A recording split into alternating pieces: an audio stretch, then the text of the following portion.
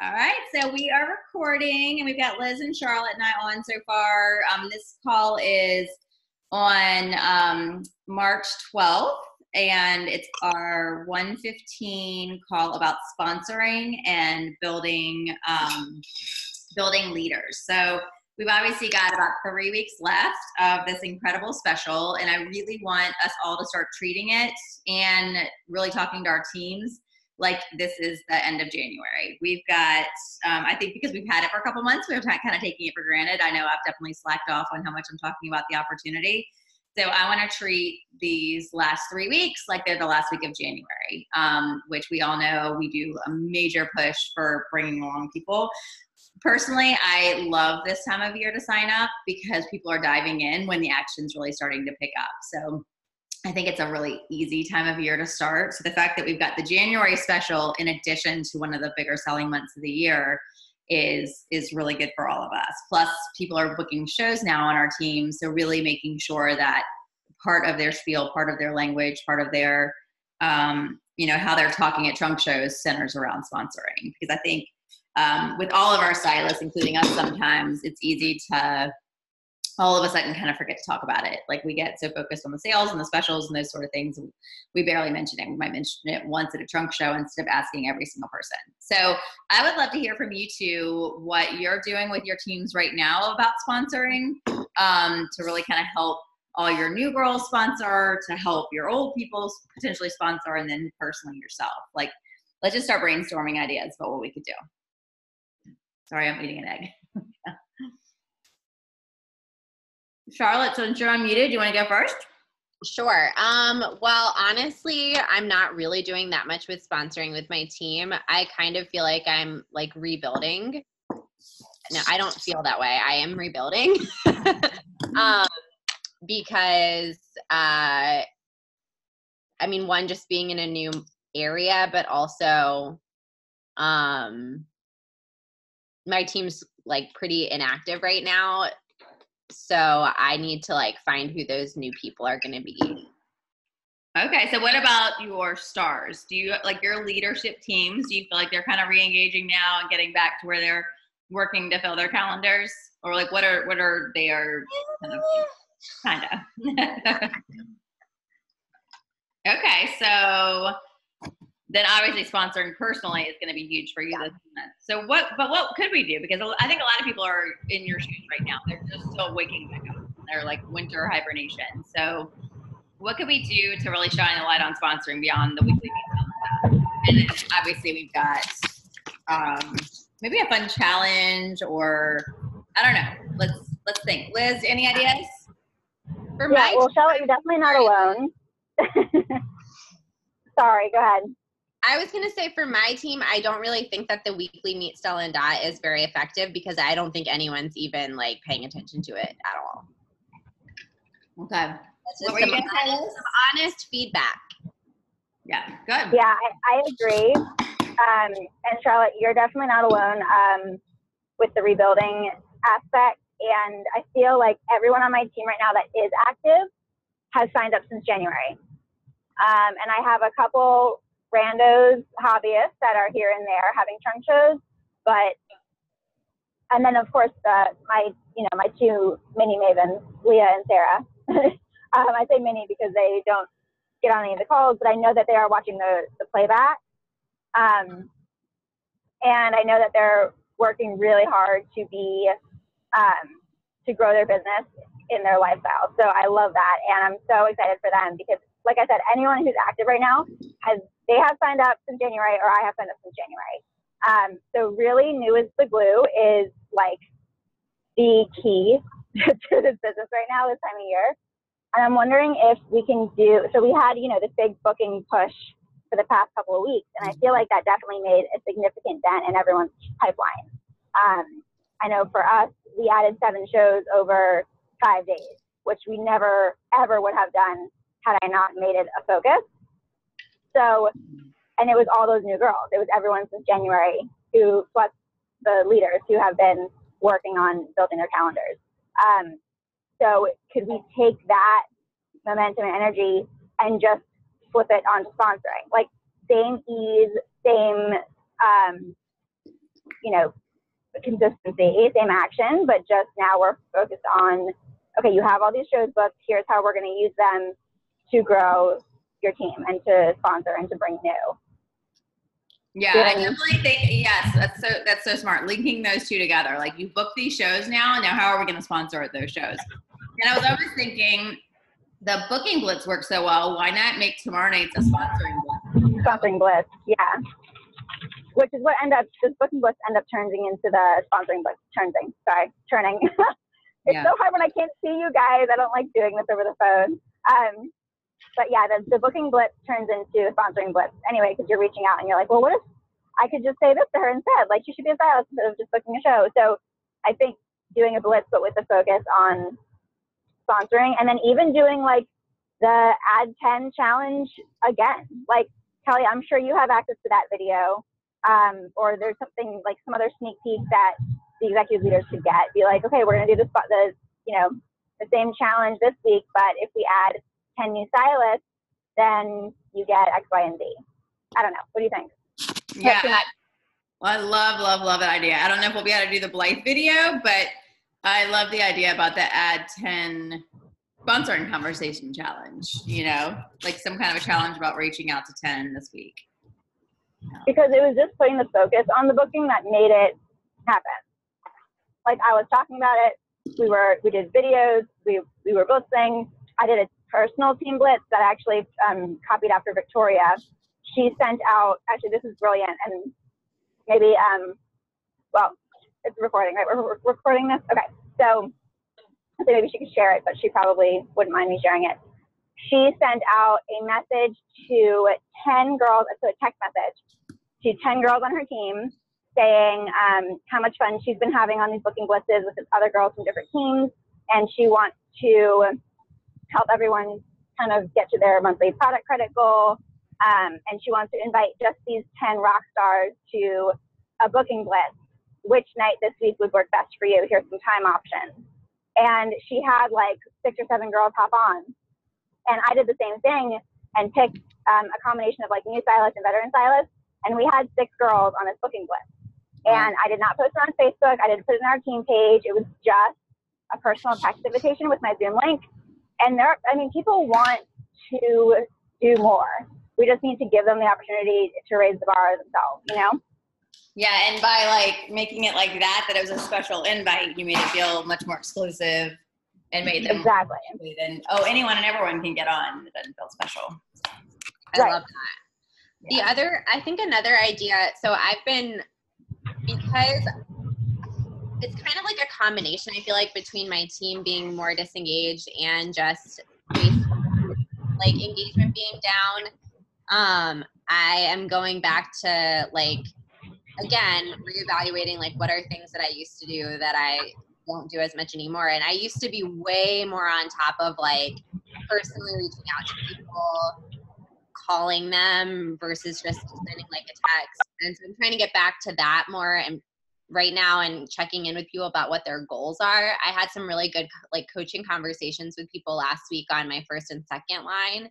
So like asking them what their goals are, and then I was framing it like based on whatever they said or like how much they wanted to earn or what product credit level they wanted, like bringing it back to sponsoring and kind of like laying out the options for them. So one conversation, for example, was someone who said, she's like, well, ideally I'd like to earn like $500 to $1,000 a month. And I was like, okay, well, let's just, might as well go for the high bar. Like, why not earn more? So if you want to earn $1,000 a month, basically there's like 2 ways that you could do that. You could do like 4 to 5 trunk shows a month, or you could do like 2 to 3 trunk shows a month and sponsor like 1 or 2 people.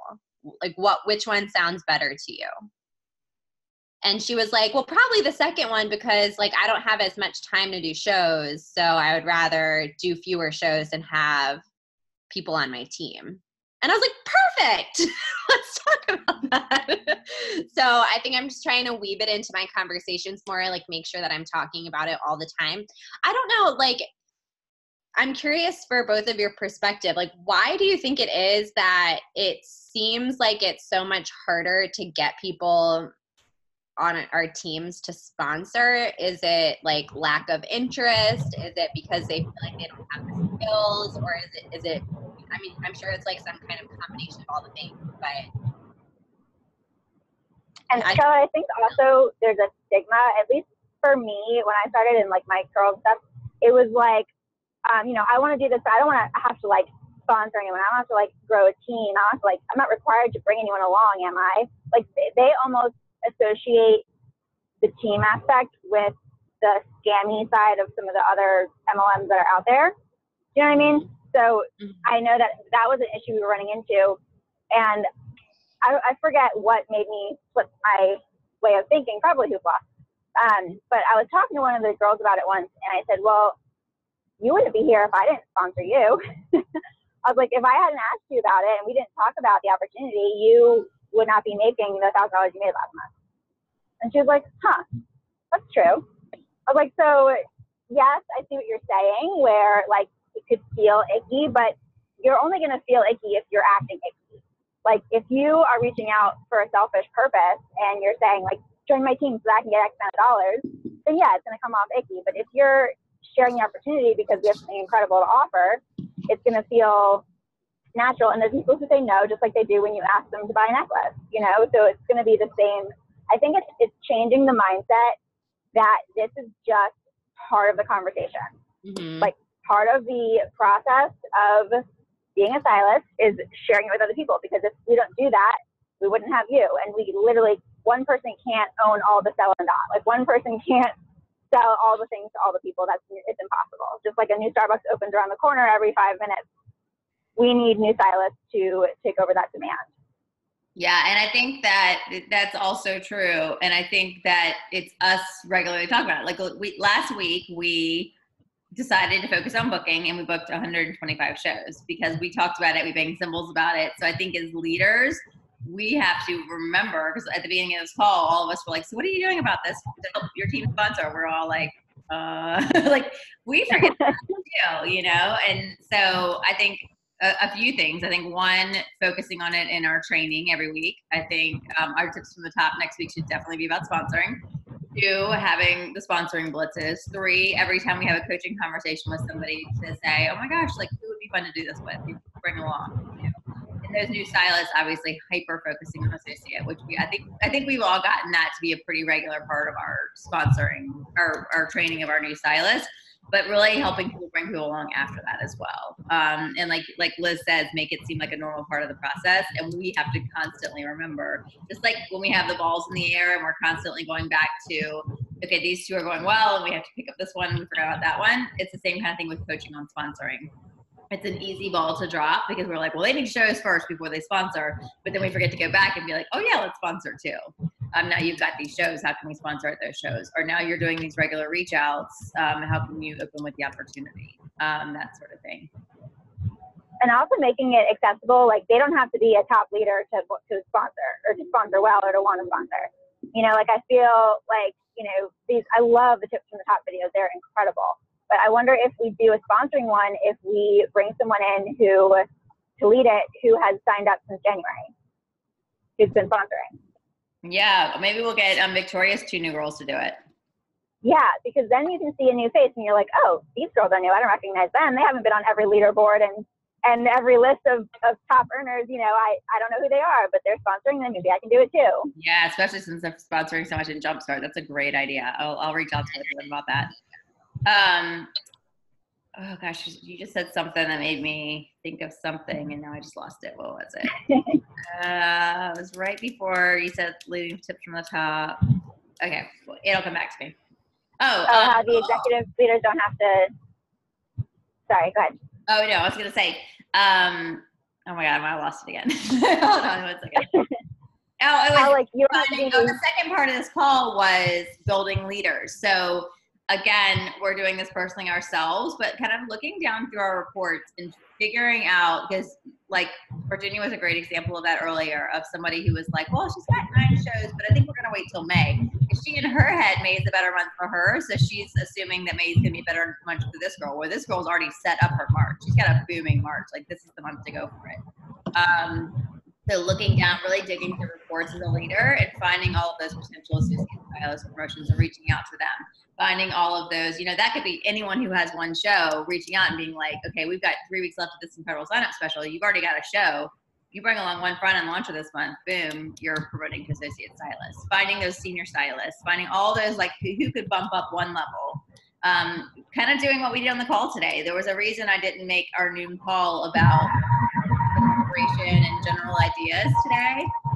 Here, Liz, I'm going to mute you just because of the background noise. Hope you're okay. It sounds like there was a car accident happening.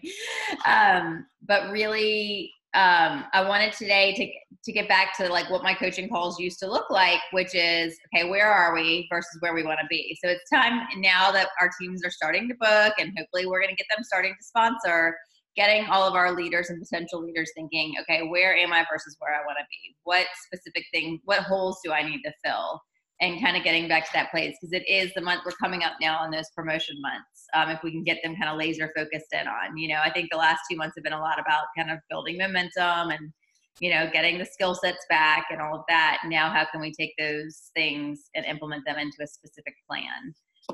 So I would definitely spend some time combing through your reports and finding all of what could be if people took specific actions this month.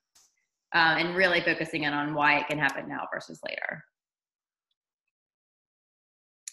So who do you guys have like that? Who on your team, if you think back down through your reports, could you potentially reach out to? That might be at the next level for Glam, or might be at the next level for potential promotion. Sorry about the car noise, guys.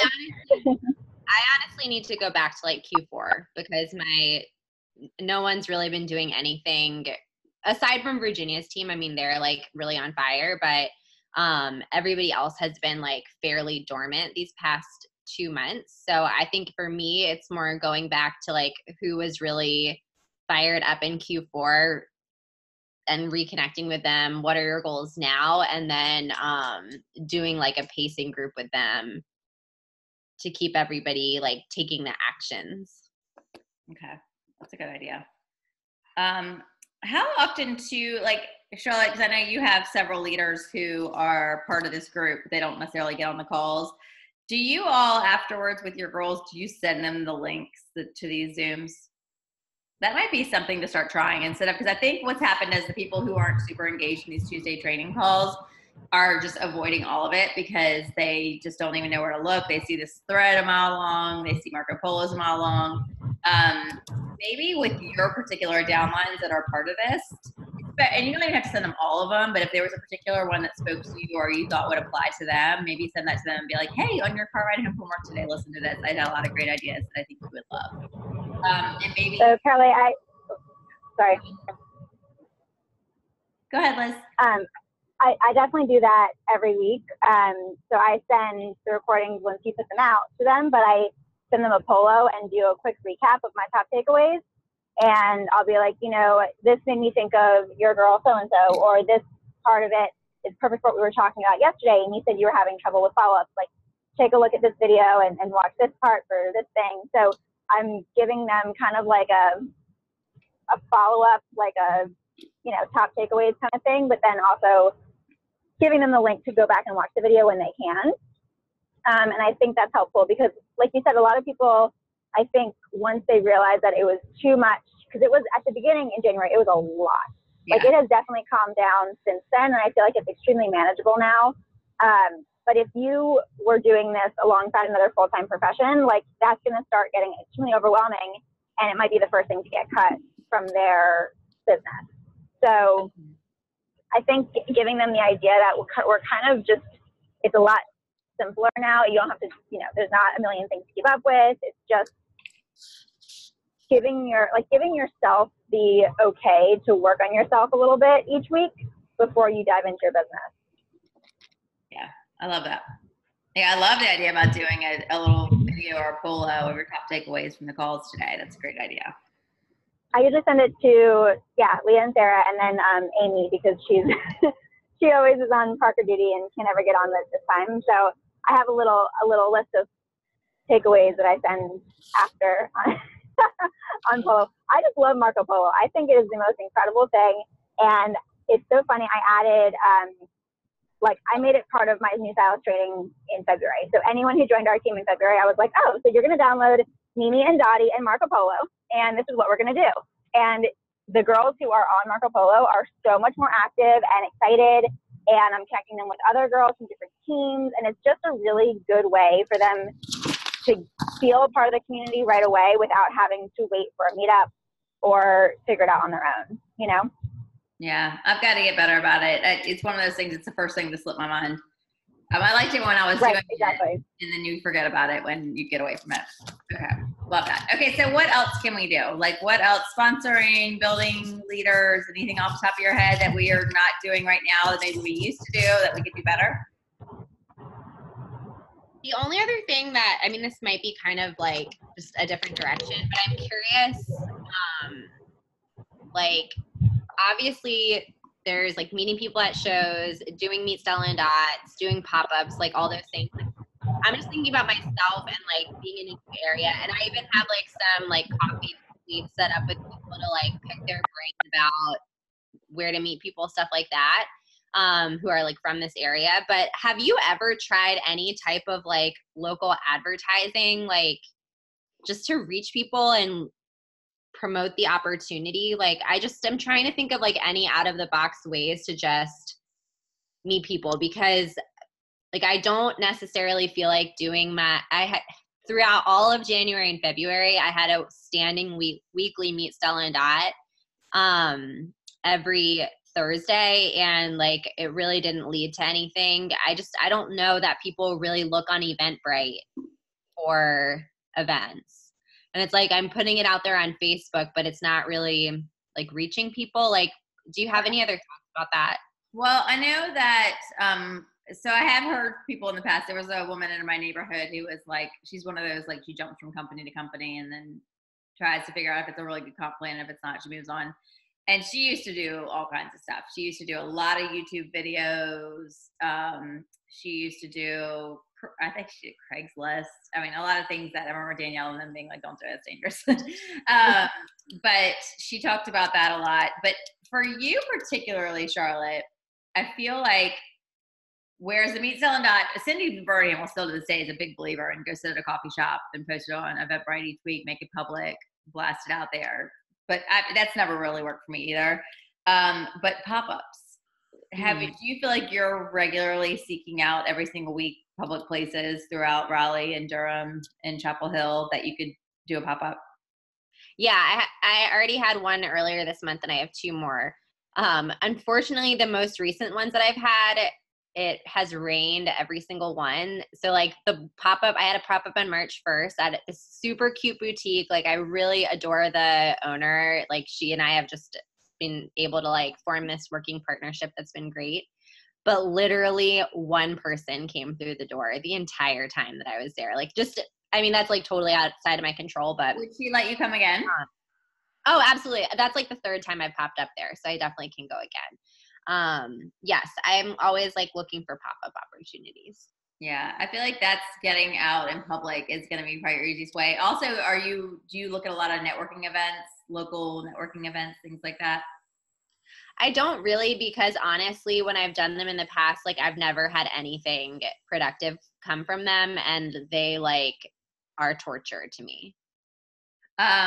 You know, it's interesting. Dislike doing them so much. Kevin, I've never actually been to one. But Kevin actually keeps telling me I should get on LinkedIn. And he's like, he uses LinkedIn like we use Facebook. And he's constantly looking on there, seeing what people are doing. And so I wonder if you could use LinkedIn for something like this?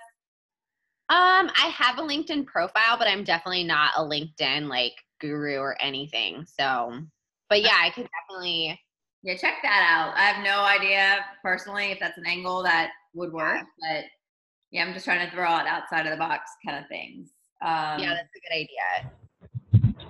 Charlotte, I would go back and watch the video that you did last week on booking, because you gave us so many amazing ideas. Like I was taking so many notes, and I sent that video to so many girls who were like, I just can't meet new people. And I was like, well, Charlotte's meeting everyone, so you should watch this. I just think I know what you mean though. It's funny that the people that we think are doing all the right things still have things that they run into struggles with. That's a good learning moment. It's not that it's not really meeting new people. Like, I know what to do to meet people and grow my network, and I'm like, definitely that is in motion. But what I would love to layer on is almost like something that's more of like a passive attraction marketing, like how to somehow, while I'm like pounding the pavement, getting out there to like meet people and grow my network through all these other avenues, like what is a way that I could be reaching people who might be like seeking something out. Like what's drawing it to my mind is that I got an email, I think last week, from the Loft that like they're hiring for spring. And obviously Stella and Dot like sends out emails like that, but just like there's definitely people out there who are looking for some type of part-time opportunity, who would love our stylist opportunity, that would love the flexibility, that would like love everything about it. But how do I like find them? I'm always sitting here thinking, it's had a really interactive online show on Sunday night. It's still like only like 4 or 5 orders so far, but tons of people were on and all of that. I'm almost thinking like a hiring for spring like event that you can do virtually with the opportunity, almost like your own personal meet, sell, and dot. Yeah. That you could invite. The hard thing with like Facebook for me is I feel like even like my VIP group is like honestly getting taken over just by other stylists. like when I post on Facebook, the people who like my post are other stylists. Like, I don't know if it's the algorithm or what, but like I don't even know if people are like seeing what I'm posting at all. Well, I'm almost thinking like a private event where you would invite people. So like pretend like you were having, and I'm just brainstorming here, it doesn't have to be through Facebook, but I'm almost thinking of like a hiring for spring image that you can advertise on Instagram or Facebook, and having a Facebook event where you invite people privately, and it could all be about the theme hiring for spring, and pop on if you'd like to blah, blah, blah, blah, and see who gets on that way. Yeah, I like that idea. Charlotte, it definitely is. Oh, sorry. I keep cutting everyone off. I'm sorry, you guys. No, you're good. There's like a slight delay, so that's why we're talking at the same time.